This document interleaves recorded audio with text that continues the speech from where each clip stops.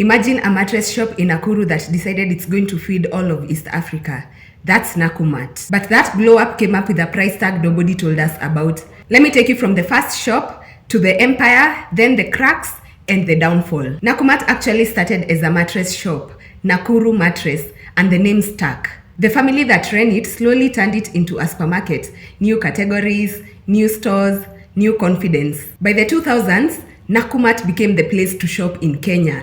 I'm telling you, big stores. You remember the Nakumatt Mega? Branded products under their own label and a promise. If you wanted it, Nakumatt probably had it. At its peak, it had around 60 to 65 stores across Kenya, Uganda, Rwanda, and Tanzania, with thousands employed and an annual revenue in the hundreds of millions of dollars. Big dream, big reach. The boss everyone remembers is Atul Shah, the face of Nakumatt. He used to say, keep moving, open more stores, build market share. And people loved that energy. But the engine of that growth was mostly borrowed money, loans, supplier credits, and letters of credit. When you expand with other people's money, you better make sure the business makes enough cash fast. Nakumatt was the supermarket flex. You walked out with a TV and hope. Now, we walk out with memories and receipts, full shelves, big malls. Then the suppliers started calling, not for promos, but for money. That's when the story turned dark. From around 2015 to 2017, the first serious cracks showed. Suppliers began complaining publicly. Deliveries were being accepted, but payments were late, sometimes months late. Suppliers that once trusted Nakumatt started to run out of cash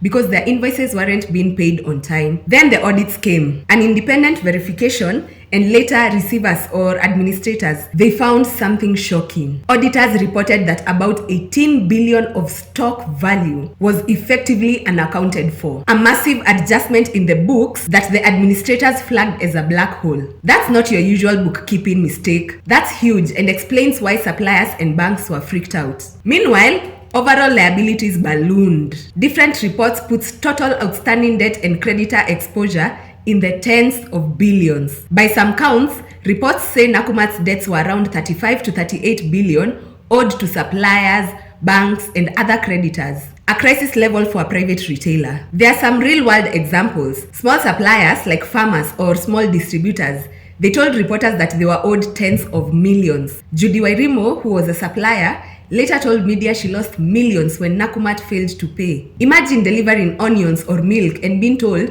we'll pay next month, and next month never comes. It's like your friend borrowing 5,000 for just 1 week, except the friend is a supermarket and the money is in millions, and then the friend opens another branch before paying you back. That's rude. Once the banks, landlords, and suppliers started demanding cash, the company couldn't breathe. That's when courts and administrators stepped in. In the late 2017 to 2018, things got legal. Creditors moved for administration, and courts appointed Peter Obondo Kahi as administrator to manage the chaos. This was a formal step that puts a company under supervision while options are assessed. Efforts to save the business failed. In January 2020, creditors overwhelmingly voted to liquidate.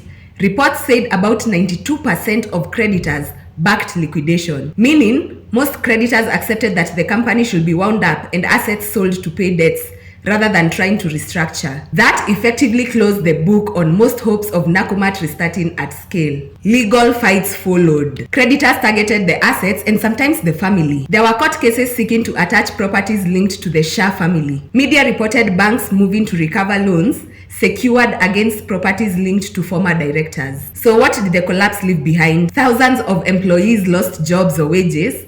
Small suppliers went bankrupt on unpaid bills. Some suppliers reported being owed millions. And the retail landscape changed.